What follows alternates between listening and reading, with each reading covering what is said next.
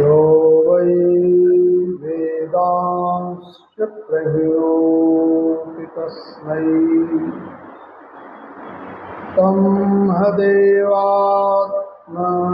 बुद्धिप्रकाशम् मुमुक्षुर्वै शरणमहं प्रपद्ये सच्चिदानन्दरूपाय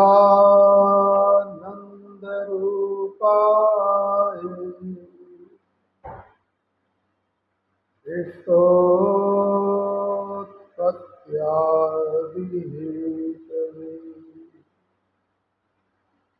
तापत्रय विनाशाय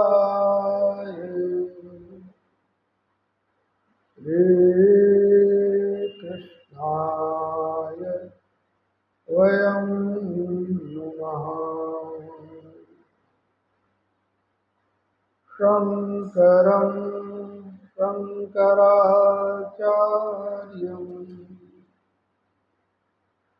केशवं बादरायणं सूत्रभाष्ये कृतौ वन्दे भगवन्तौ पुनः पुनः। ईश्वरो गुरुरात्मेति मूर्तिभेद विभागिने व्योमवद्व्याप्तदेहाय दक्षिणामूर्तये नमः। दक्षिणे लक्ष्मणो यस्य वामे च जनकात्मजा पुरुतो मारुतिर्यस्य तं वन्दे रघुनन्दनं। मनोजवं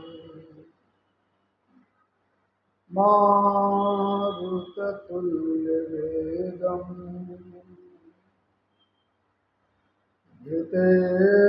जितेन्द्रियं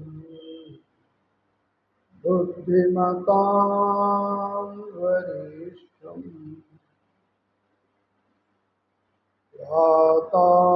वातात्मजं वानरयोधमुख्यं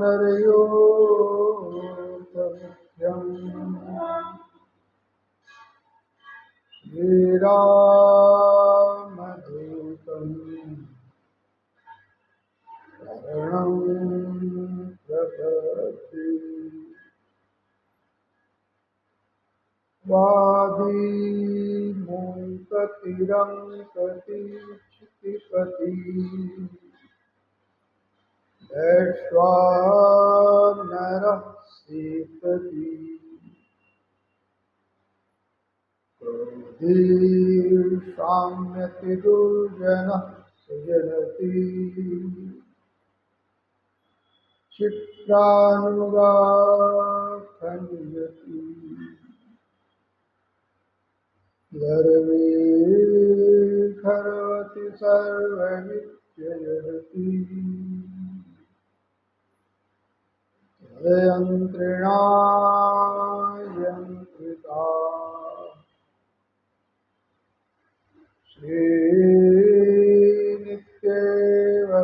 श्रीनित्यवगलामुखी प्रतिदिनं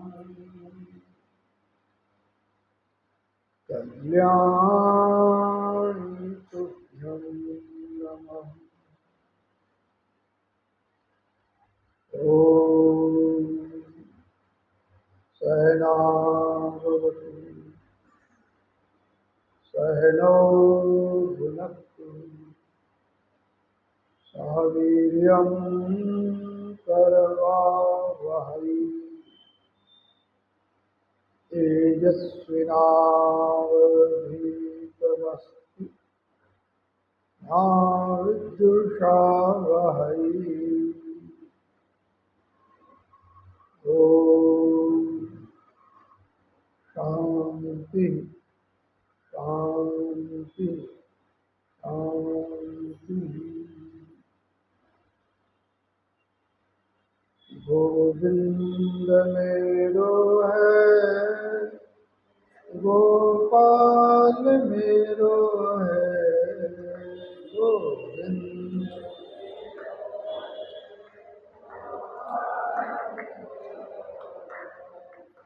गोविंद मेरो है, गोपाल मेरो है, गोविंद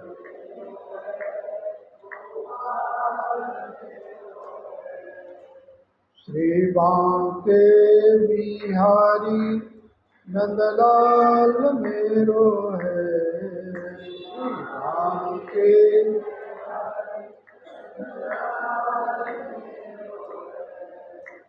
श्री बांके बिहारी नंदलाल मेरो है, श्री बांके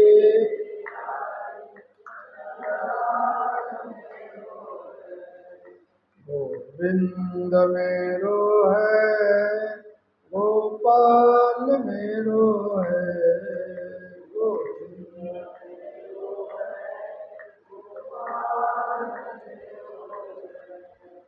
श्री राधा बिहारी नंदलाल मेरो है,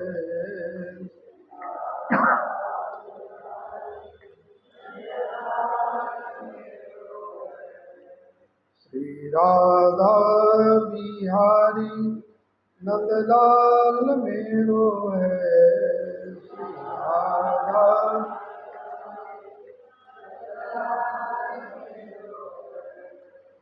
गोविंद मेरो है, गोपाल मेरो है, गोविंद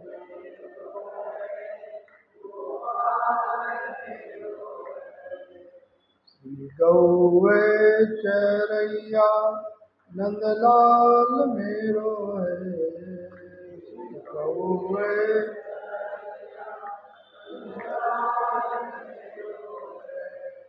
श्री गौवे चरैया नंदलाल मेरो है, श्री गौवे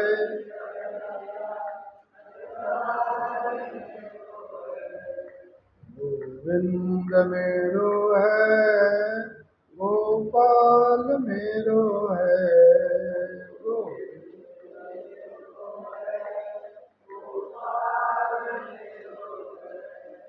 श्री माखन चूरैया नंदलाल मेरो है, श्री माखन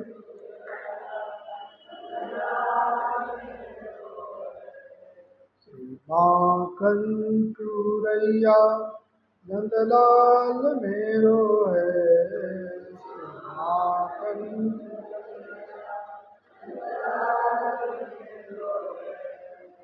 गोविंद मेरो है, गोपाल मेरो है,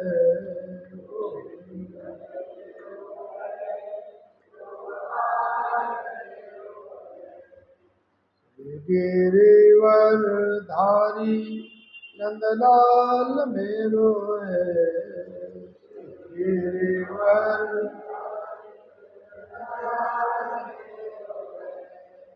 श्री बंसी बजैया नंदलाल मेरो है, श्री बंसी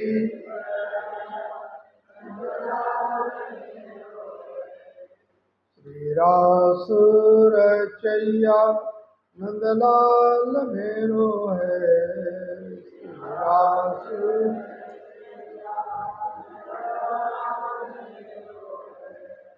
श्री रास रचैया नंदलाल मेरो है, श्री रास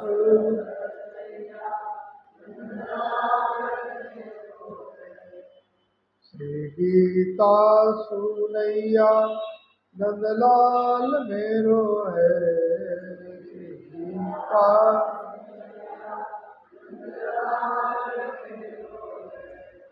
श्री राधा बिहारी नंदलाल मेरो है। श्री राधा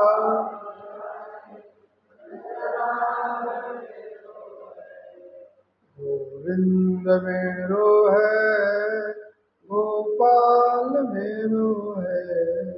गोविंद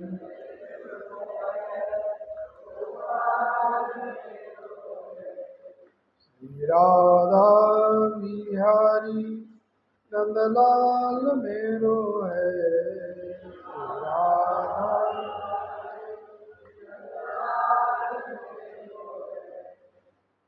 बोलिए सच्चिदानंद भगवान की। बोलिए सद्गुरु देव भगवान की। सियापति रामचंद्र भगवान की। राधावर कृष्णचंद्र भगवान की। उमापति महादेव की।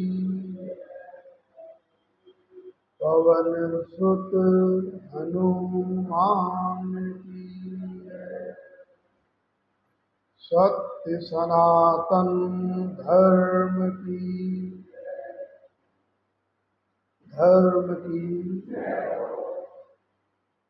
अधर्म का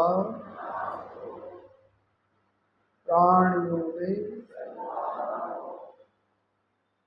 विश्व का। ओम नमः पार्वती पतये हर हर महादेव।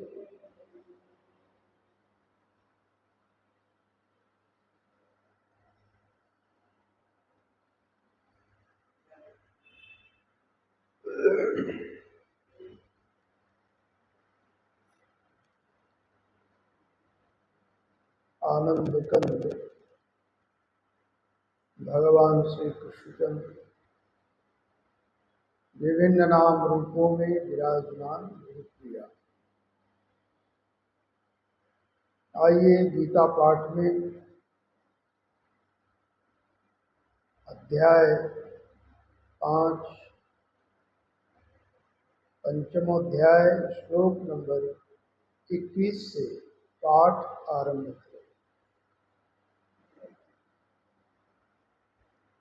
ओम श्री परमात्मने नमः।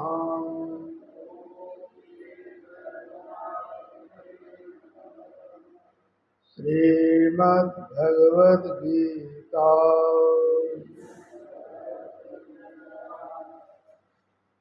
बाष्पे सशक्तात्मा विन्दत्यात्मनि यत् सुखम् सा ब्रह्मयोगयुक्तात्मा सुखम् अक्षयमश्नुते। ये हि संस्पर्शजा भोगा दुःखयोनय एव ते। आद्यन्तवन्तः कौन्तेय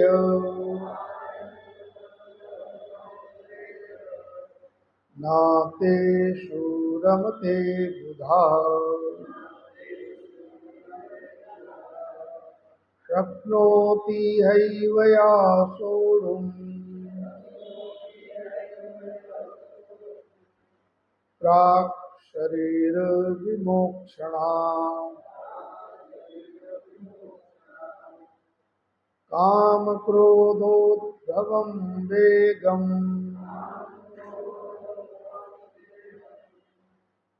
सायुक्ता सा सुखी नरः योऽन्तः सुखोऽन्तरारामः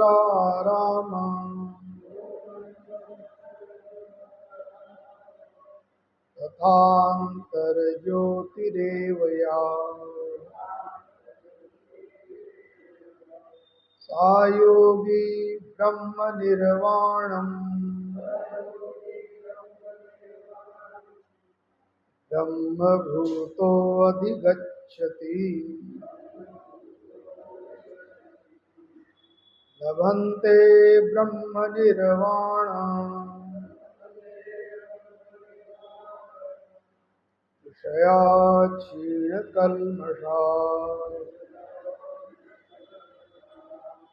छिन्नद्वैधायतात्मानः सर्वभूतहिते रतः कामक्रोधवियुक्तानां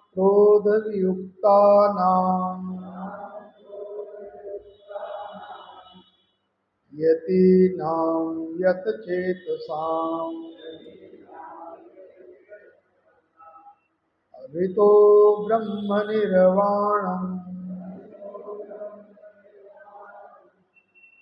वर्तते विदितात्मनाम् स्पृशान् कृत्वा बहिर्वायास् चक्षुश्चैवान्तरे भ्रुवो प्राणापानो समो कृत्वा नासाभ्यन्तरचारिणौ यतेन्द्रियमनोबुद्धिर्निर्मोक्षपरायणा विगतेच्छा भयक्रोधो या सदा मुक्त एव सा भोक्तारं यज्ञतपसां सर्वलोकमहेश्वरम् सुहृदं सर्वभूतानां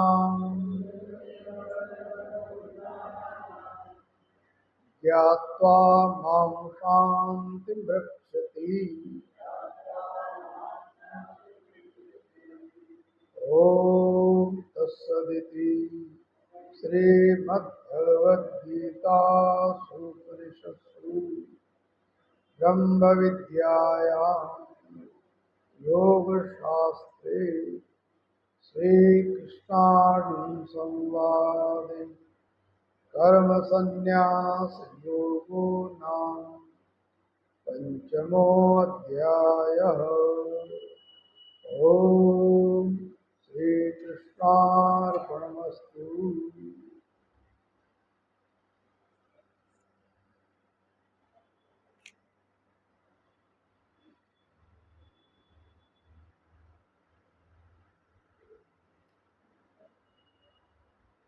भागवत दर्शन के अनुसार आप सभी लोग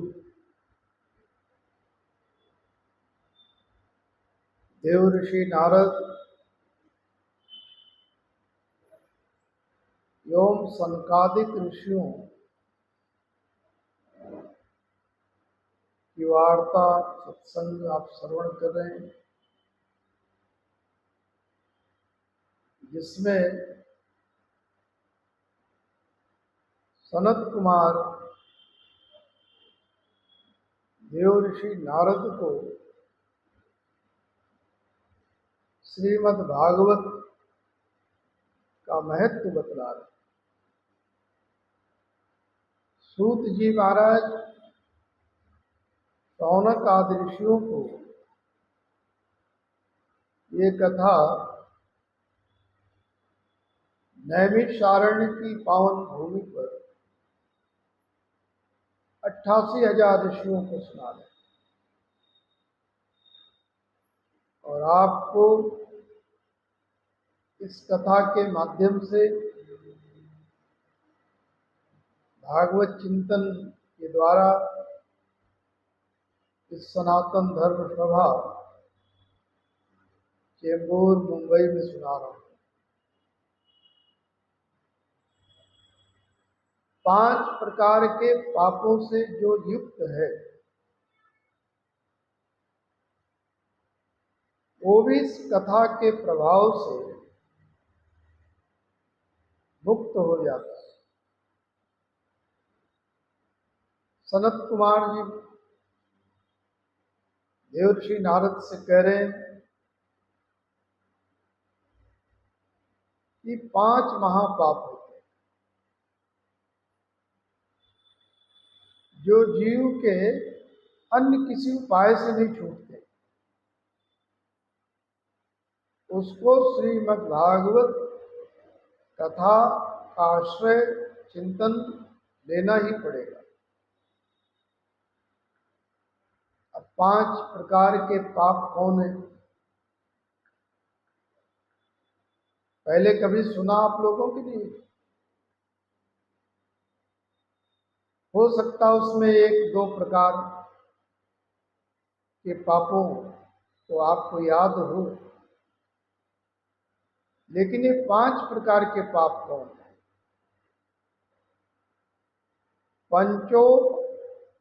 पंचोग्र पापाश्चल छद्रकारिण पूरा पिशाचा यू निर्दयाश्चये ब्रह्म सुपृष्टा व्यभिचारिकारिण सप्ताह यज्ञेन कलौ पुनन्ति ते। कहते ब्राह्मण के धन को कोई ले ले और उस धन के द्वारा अपनी जीविका चलावे, ये 5 उग्र पाप। दूसरा है क्रूर वृत्ति वाले, माने नीच से नीच कर्म करने में जो पीछे नहीं हटते, पिशाच के समान निर्दयी, छल कपट वाले और निरंतर व्यभिचार में लगे रहते हैं। ऐसे पापियों का भी ये श्रीमद् भागवत कथा उद्धार करती है। उनकी गणना की गई है। कौन? ब्रह्माग्नश्चैव गोअग्नश्च स्वर्णतेयी च मद्यपा तस् संसर्गी पंचमश्च रुद्र पापा प्रकीर्तिता। ब्रह्मघाती, ब्राह्मण को मारने वाले, गोघाती, गाय को मारने वाले, स्वर्ण चुराने वाले, सोने की जो चोरी करते, ये महापाप है। मदिरा पीने वाला, ऐसा महापापी तो आपके घर में जरूर मिलेगा, कोई ना कोई। जो मदिरा पीता हो वो महापापी माना गया है। तथा उनका संग करने वाला, अगर कोई मदिरा पीने वाले का संग करता है तो वो भी महापापी माना गया शास्त्र में।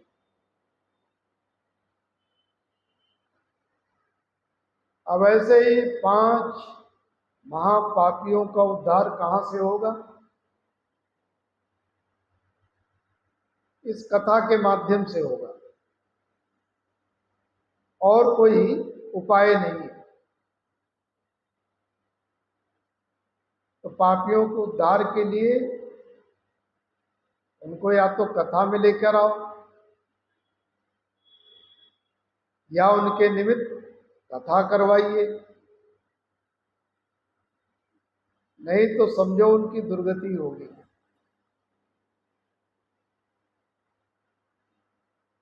आजकल केरल वायनाड के विषय में सुन रहे हो, इतनी जलावृष्टि हुई कि पूरा प्रलय जैसा हो गया, बहुत से लोग मारे गए। ये वही वायनाड है जहां पर रोड पर विधर्मियों ने गाय को काटा था खुलेआम। देखिए, प्रकृति बदला लेती है। हम लोग तो आस्थावान हैं, इसलिए कहते हैं भगवान जरूर दंड देते, लेकिन जो भगवान को नहीं मानते और केवल नेचर को मानते, प्रकृति को मानते, वो भी इस बात को मानने लग गए कि भाई गाय काटा था इसलिए यहां पर इतना प्रलय हो गया, तमाम लोग मर गए। सेना लगी है, राष्ट्रीय स्वयंसेवक संघ वहां पर सेवा करने में तत्पर है। उनके 2 कार्यकर्ता भी काल कलवित हो गए, उनकी मृत्यु हो गई 2 की। लोग कहते हैं कहां मिलेगा फल, मैं कहता हूं देर सवेर सही, यहीं पर फल मिलेगा। पहले ये पंच पापी जो विशेष पाप माने गए, उन पापों की निवृत्ति भी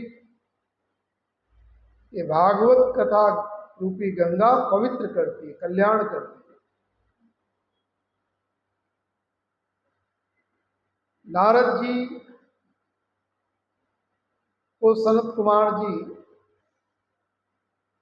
आगे कथा क्रम में दृष्टांत के द्वारा समझाते हैं कि एक और कौन पापी था जिसका उद्धार हुआ भागवत के द्वारा। तुंगभद्रा तटे पूर्वम भूत्पत्तन्नमुत्तमम् यत्र वर्णा सुधर्मेण सत्य सत्कर्म तत्परा। कहते हैं कि तुंगभद्रा नदी है, उसके पावन तट पर बहुत सुरम्य एक गांव है, और उस गांव में एक ब्राह्मण देवता रहते, उनका नाम है आत्मदेव। और ब्राह्मण भी कैसे हैं, गरीब नहीं, बड़े संपन्न ब्राह्मण थे, लेकिन फिर भी वो संध्या वंदन पूजा पाठ करते हुए और ब्राह्मण वृत्ति से अपने जीवन का निर्वाह कर रहे थे, माने भिक्षा लाते थे, नारायण हरि करते थे। शास्त्रों में पहले लिखा हुआ है कि ब्राह्मण का धन केवल भिक्षा करे, नारायण हरि करे और संध्या वंदन करे, वो श्रेष्ठ ब्राह्मण होता था। और आज पैसे वाला ब्राह्मण हो, संध्या वंदन चाहे नहीं करता हो, चाहे निंदनीय कर्म करता हो, फिर भी लोग कहते हैं क्या कि ब्राह्मण श्रेष्ठ। नहीं नहीं, शास्त्र कहते संध्या वंदन करे, नारायण हरि करे, तभी तो ब्राह्मणत्व जागृत रहेगा ना। नहीं, ब्राह्मणत्व विलुप्त हो जाता है उसका, जो संध्या वंदन नहीं करता।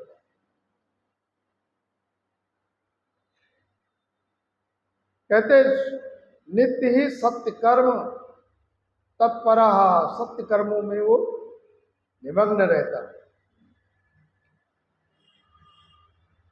उसकी पत्नी जिसका नाम धुंधुली था, अब देखिए दोनों के नाम में बड़ा अंतर। एक है आत्मदेव, पत्नी कौन है? धुंधुली। पति तो इतना सद्गुण संपन्न है, ब्राह्मण देवता, संध्या वंदन करना, गायत्री जप करना,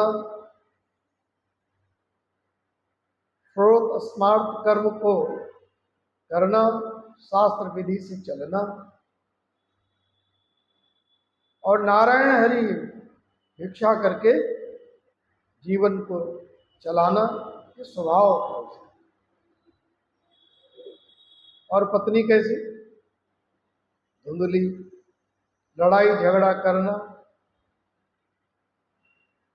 पति को कटु वचन कहना, पूरा दिन इधर उधर प्रपंच में समय बिताना। कहते बहुत दिन हो गए, कोई संतान नहीं हुई। एक दिन आत्मदेव ने सोचा कि इस ग्रस्त जीवन में यदि पुत्र नहीं है तो जीवन व्यर्थ। बहुत दुखी हो गए और दुखी होकर अपने घर से चले गए, जंगल में गए। सोचा वहीं भगवान का नाम लेते हुए प्राण उत्सर्ग कर देंगे। अब इस ग्रस्त जीवन का कोई आनंद नहीं। बहुत दुखी होकर जंगल में आए, उनको प्यास लगी। देखा बहुत सुंदर एक सरोवर है, तालाब। वहां पर आत्मदेव जी ने जल पिया और जल पी रहे थे। थोड़ी देर में एक संत उधर से आ गए। देखिए, मैं कई बार प्रवचनों में अपने कहा करता हूं, जब जीवन में दुख की घड़ी हो, उस समय कोई श्रोत्री ब्रह्मनिष्ठ महापुरुष आ जाए, मिल जाए, तो समझ लेना कि कोई न कोई मार्ग उनके आशीर्वाद से मिलेगा और संकट कट जाएगा। यदि आपके मन में श्रद्धा है, विश्वास है तो। और वही संत भी श्रोत्री और ब्रह्मनिष्ठ होना चाहिए। श्रोत्री शब्द का अर्थ है जो श्रुति माने वेद के तात्पर्य को जानने वाला, और ब्रह्मनिष्ठ का अर्थ है स्वयं भी उसकी ब्रह्म में निष्ठा हो, भगवान में, नारायण में निष्ठा हो। कहते ऐसे महापुरुष का सानिध्य मिल जाए तो समझ लेना कि अब दुख दूर होने वाले। तो शास्त्रों ने तो बहुत कुछ कहा संत महिमा में। साधु नाम दर्शनम पुण्यम तीर्थ भूताय साधवा कालेन फलते तीर्थ सद्य साधु समागमा। कहते तीर्थ तो फल देंगे, कुछ समय लगाएंगे, लेकिन संत महापुरुषों के दर्शन हो जाए तो सद्या साधु समागमा, शीघ्र ही महापुरुषों की कृपा से फल मिल जाए। आपने एक दृष्टांत सुना होगा। एक बार नारद जी भ्रमण करते हुए मृत्युलोक में आए।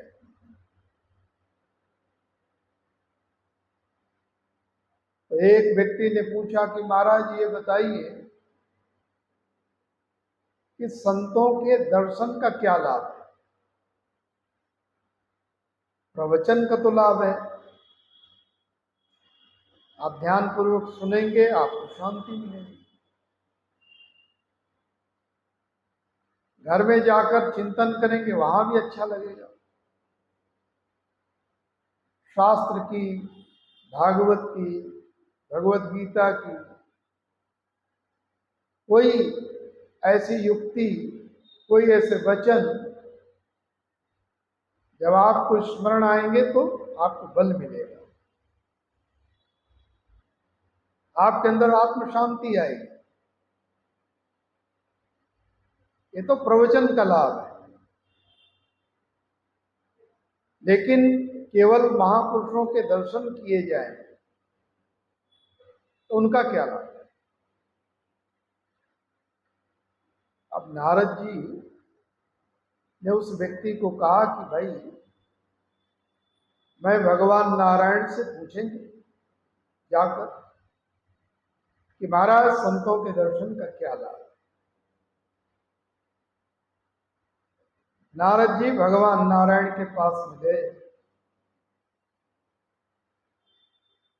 और बोले, प्रभु संतों के दर्शन का क्या लाभ है? भगवान नारायण ने कहा, जिस व्यक्ति ने पूछा है उसी के गांव में एक बहुत सुंदर सरोवर है,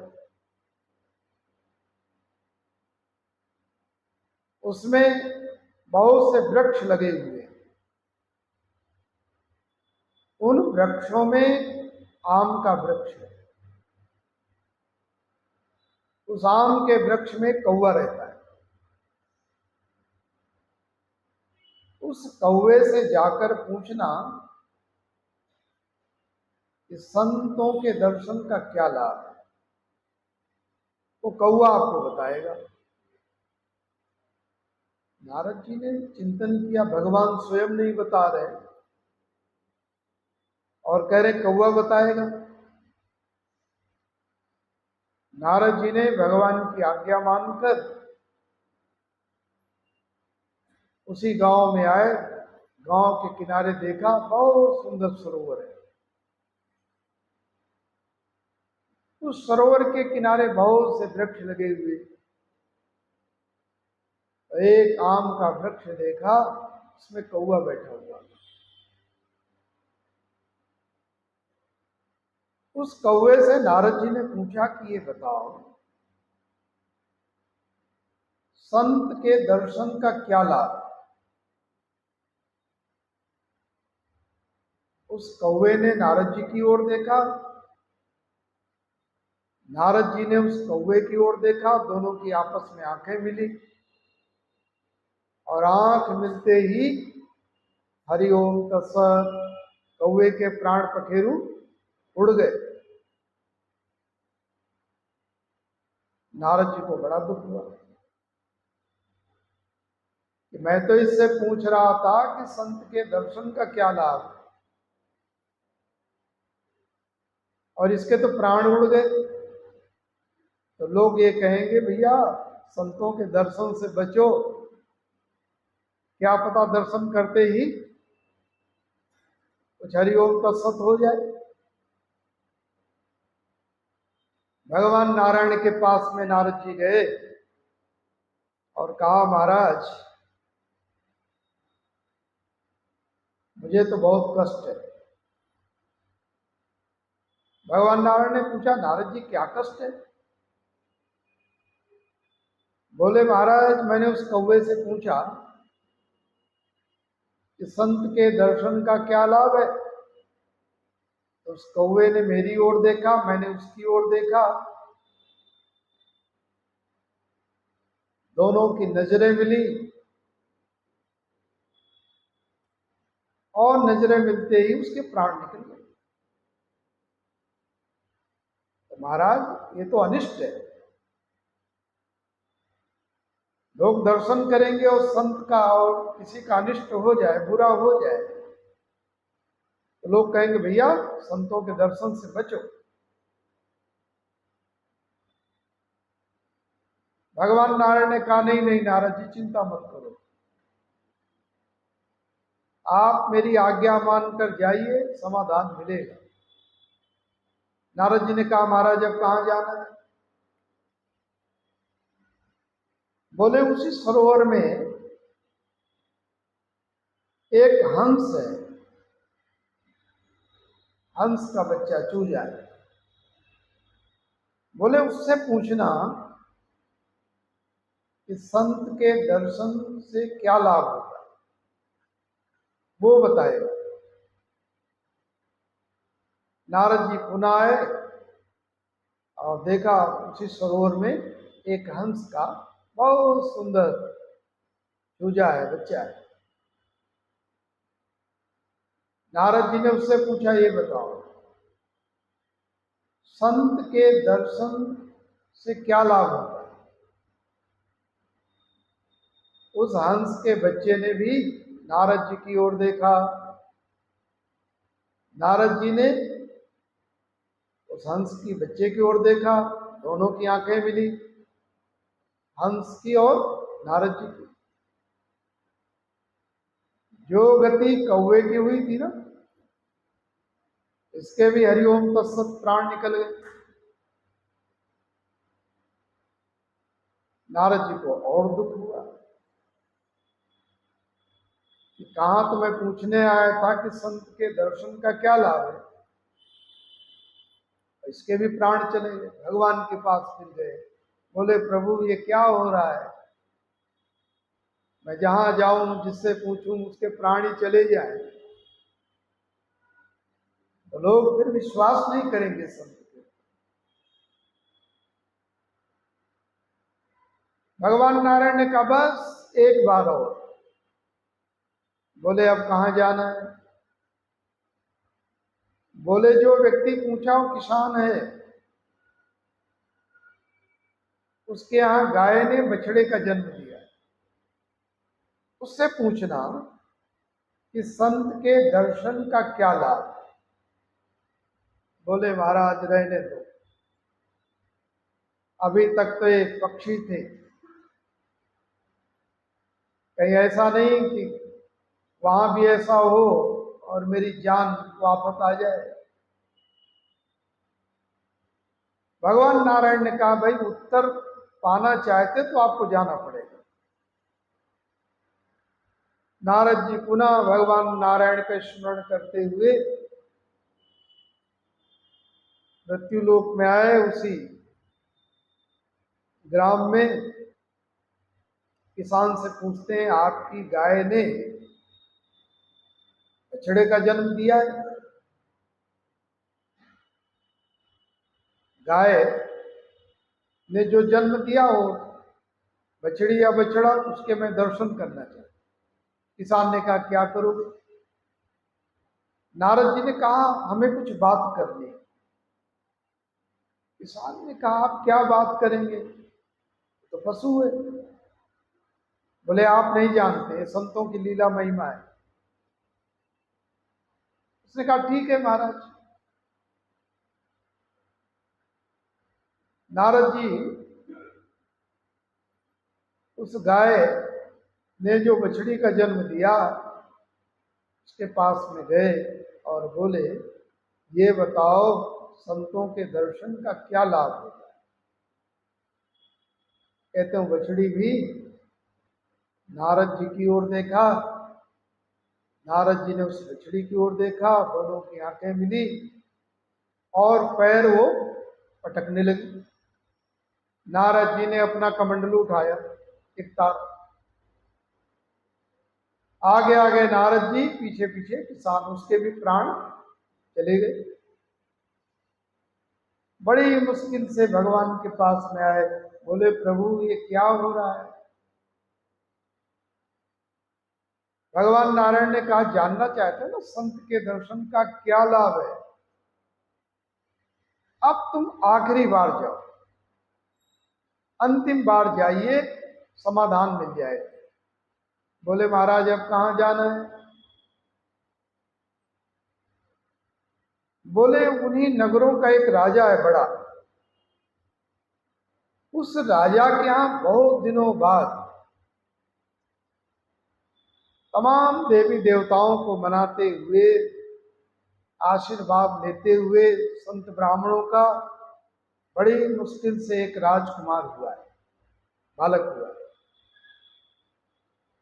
उस बालक से, राजपुत्र से पूछना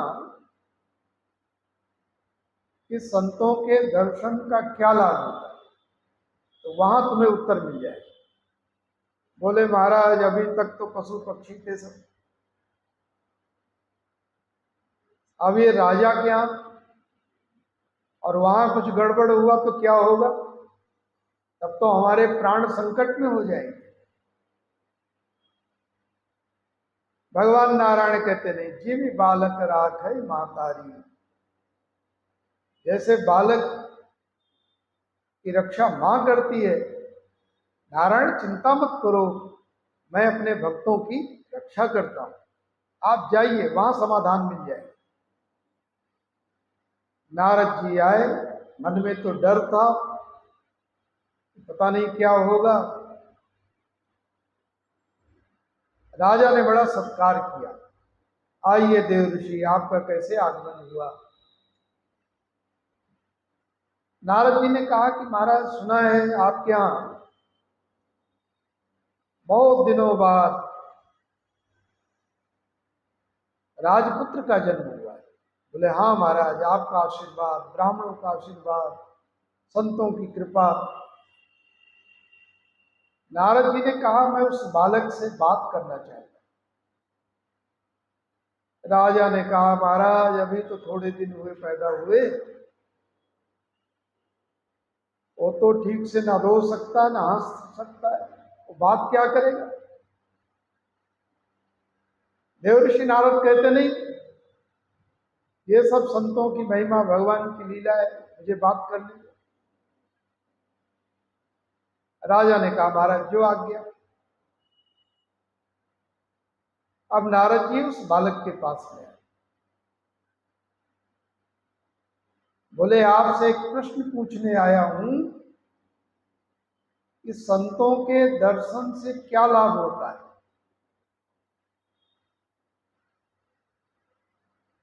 तो जो कौवे की गति हुई थी, जो हंस की गति हुई थी, जो गाय के बछड़ी की गति हुई थी, वो गति नहीं हुई, चिंता मत करो। वो बालक जोर जोर से हंसने लगा। नारद जी ने कहा कि आप क्यों हंसते हैं। बोले महाराज आपको पता नहीं चला कि संत के दर्शन का क्या लाभ होता है। बोले नहीं।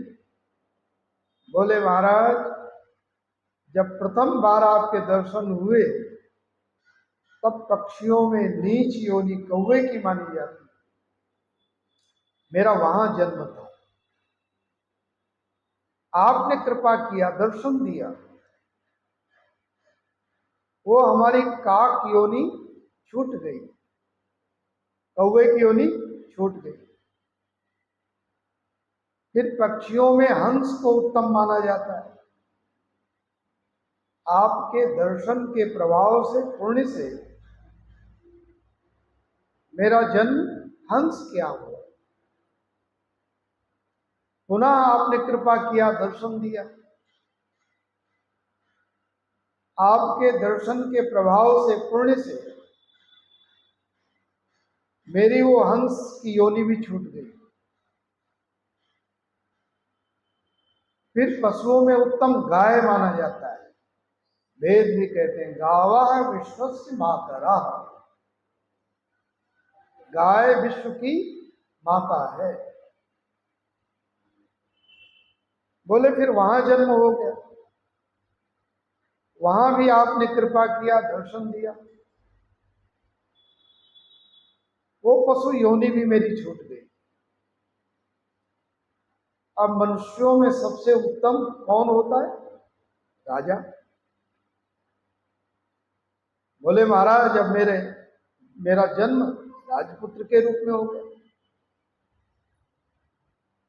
अब आपने यहां दर्शन दिया तो अब मैं यहां खूब पुण्य का कर्म करेंगे, खूब भागवत कथा करवाएंगे, है ना, खूब संत ब्राह्मणों का भंडारा करेंगे, यज्ञ अनुष्ठान आदि करेंगे। और अब ये मनुष्य शरीर में रहकर खूब सत्संग किया करेंगे और अपनी इस मनुष्य योनि से भी छुटकारा मिलेगा और हम मुक्त हो जाएंगे।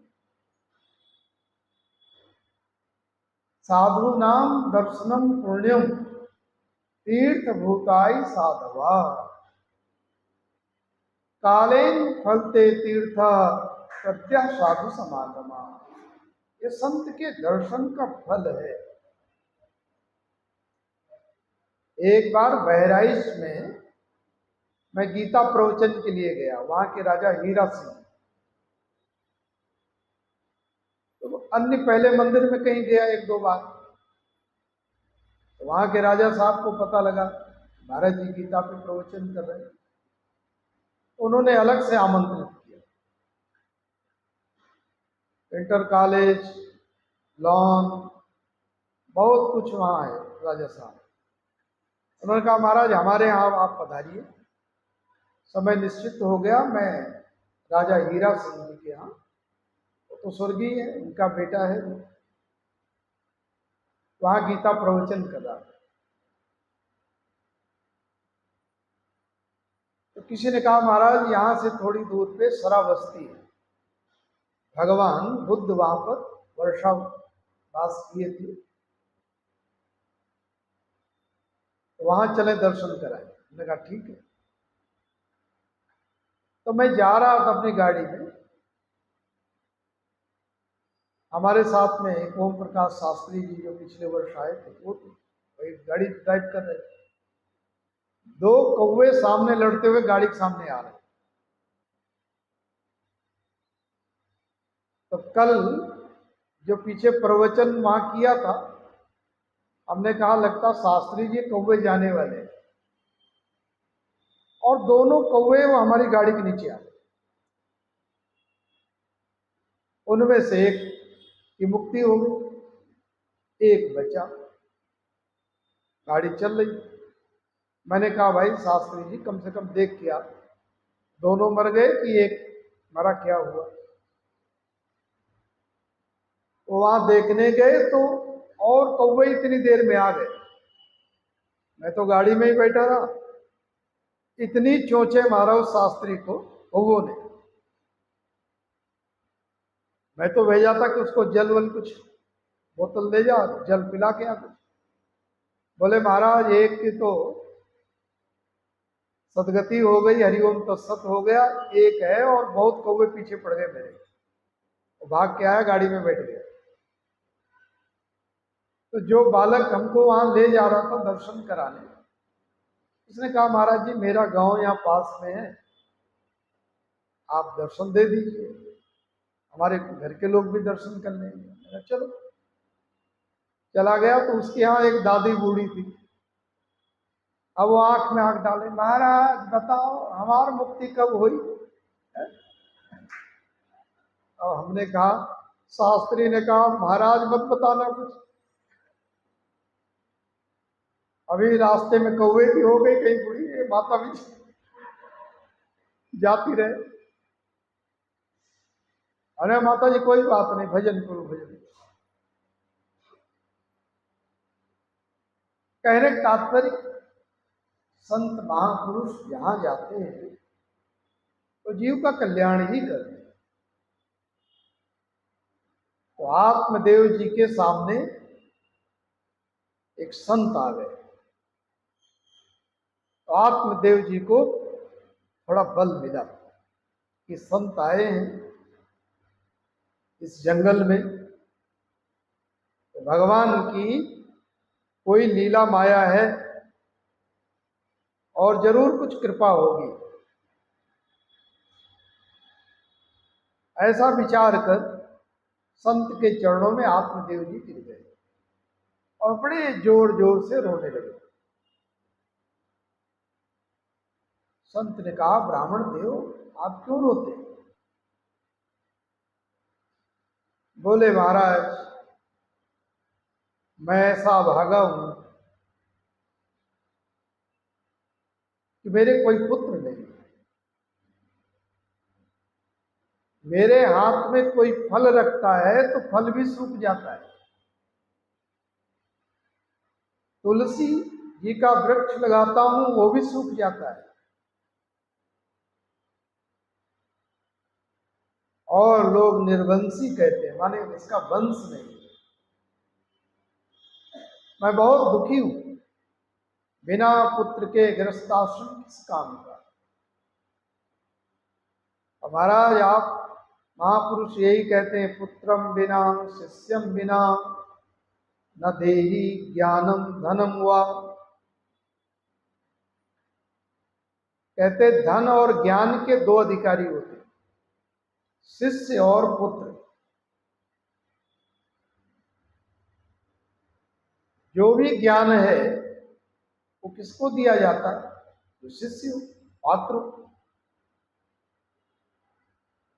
अथवा गृहस्थाश्रम में जो भी आपको अनुभव हुआ है तो सारा ज्ञान अपने बच्चों को आप लोग सिखाते रहते हैं, बात बात में कि ऐसा करना, ऐसा करना, दुनिया में ऐसे रहना, बिजनेस व्यापार ऐसे करना।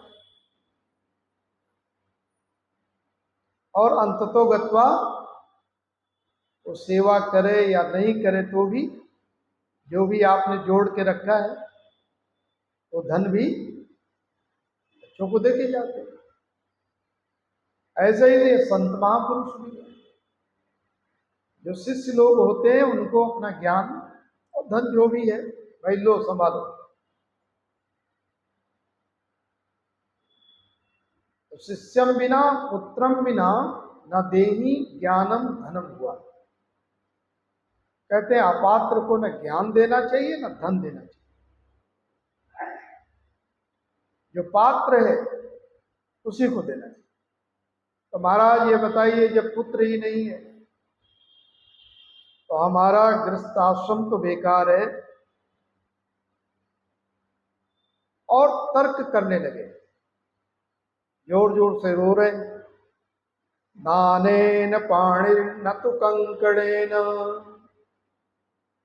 श्रोत्रम श्रुतेनैव न कुंडलेन विभाति कायः करुणापराणां परोपकारेण न चंदनेन।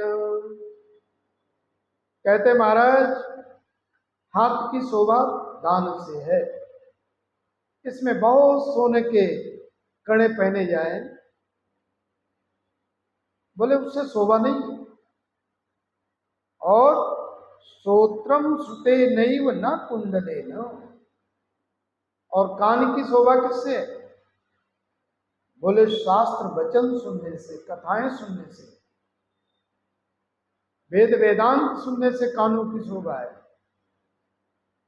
बोले इसमें कान में बहुत कुंडल डाल दिए जाएं, बड़े बड़े सोने के टप्स डाल लो बहुत बड़े बड़े, बोले इससे शोभा नहीं है। विभाति कायः करुणापराणाम, और बोले शरीर की शोभा किससे है? दूसरे के ऊपर दया करे, दूसरे के कार्य में शरीर लगे, सेवा में लगे, परोपकार में लगे, तो इस शरीर की शोभा है। ना चंदनेन, बहुत चंदन लगाया जाए, बहुत सेंट इसमें डाला जाए, जिधर चलो उधर लोगों को जुकाम लग जाए। कई लोग इतना स्प्रे हाई डालते, तो बोले इससे शोभा नहीं। पसीना आएगा, गर्मी आएगी, और तुम्हारा चंदन, इत्र, सेंट सब क्या हो जाएगा? खराब। एक और तर्क दे रहे, कौशिकी संहिता से दिया गया मंत्र है, पिबन्ति नद्या स्वयमेव नाम्भा स्वयं न खादन्ति फलानि वृक्षा अम्भोधरो वर्षति नात्महेतो परोपकाराय सतां विभूतया। बोले हाथ दान से विभूषित शोभा पाते हैं, कंकण से नहीं। उसी मंत्र का समझो या दूसरे मंत्र के रूप में प्रयोग कर दिया है। इसलिए महाराज हमारा गृहस्थ आश्रम सूना है बिना पुत्र, कृपा करो। संत ने उसके मस्तक को देखा, आत्मदेव, और उस मस्तक पे लिखा हुआ था, पढ़ लिया, किसके वंश पुत्र होना नहीं। बोला मुंचा ज्ञानम प्रयारूपम बलिष्ठा कर्मणो गति विवेकम तो क्षमा साध्या तेज संसार वासना। हे ब्राह्मण देव, कर्म की गति बड़ी गहन है। मैंने आपके मस्तक को पढ़ लिया है। बोले इसमें पुत्र का योग नहीं है। विवेक को उत्पन्न करो, तेज संसार वासना, संसार की वासना को त्याग करके भजन करो, इसमें तुम्हारा कल्याण होगा।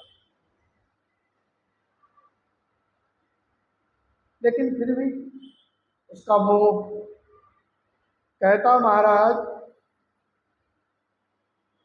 इतना ही नहीं, संत ने कहा 7 जन्मों तक, सप्त जन्मावधि तव पुत्रो नैव च। मैंने देख लिया तुम्हारे मस्तक में, तुम्हारे भाग्य में लिखा है कि 7 जन्मों तक कोई पुत्र का योग नहीं। इसलिए संन्यास धारण कर भजन करो। जब ऋषि ने ऐसा कहा तो वो तर्क दे रहे। क्या तर्क दे रहे? पुत्रादि सुखाहीनोयम संन्यासा शुष्क एव ही गृहस्था सरसो लोके पुत्र पौत्र समन्विता। कहते महाराज पुत्रादि सुख से रहित ये संन्यास का मार्ग शुष्क है। इसमें जो पुत्रों का आनंद मिलना चाहिए वो तो मिलेगा नहीं। गृहस्था सरसो लोके, और गृहस्थ आश्रम जो बड़ा सरस है, बड़ा आनंददायक है।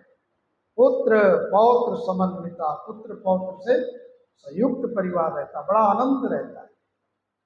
इसलिए हमें संन्यास मार्ग में प्रवृत्त न करें महाराज, कृपा कर पुत्र होने का आशीर्वाद। बोले वो आशीर्वाद आज नहीं कल देंगे।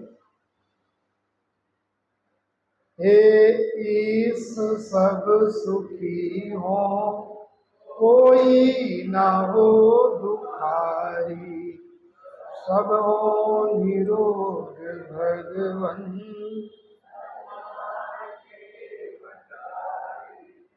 सब भद्र भाव देखे, सन्मार्ग के प्रतीक, दुखिया न कोई होवे, सृष्टि में प्राण धारे। हे ईश सब सुखी हो, कोई न हो दुखारी, बसे संसार सब दुखिया रहे न को। जय अभिलाषा सबकी भगवन पूरी हो, बुद्धि तेज बल सबके भीतर हो, प्रेम से राग द्वेष से चित्त मेरा ओसो भागे दूर, दे भरोसा आपका हमें सदा जगी, आशा तेरे नाम की बनी रहे ममई, आप से हमें बचाई करके दया दया, बना भक्त बनाई के हृदय में धारे दीनता, हे मेरे करता, हाथ जोड़ विनती करूं, सुनिए कृपा निधान, साधु संगत दीजिए, दया धर्म का दान। हरे राम राम राम हरे हरे कृष्णा कृष्णा कृष्णा हरे राम राम राम हरे कृष्णा कृष्णा कृष्णा हरे राम राम राम हरे कृष्णा कृष्णा कृष्णा पूर्णमदः पूर्णमिदं पूर्णादाय पूर्णमेवावशिष्यते। ॐ शान्ति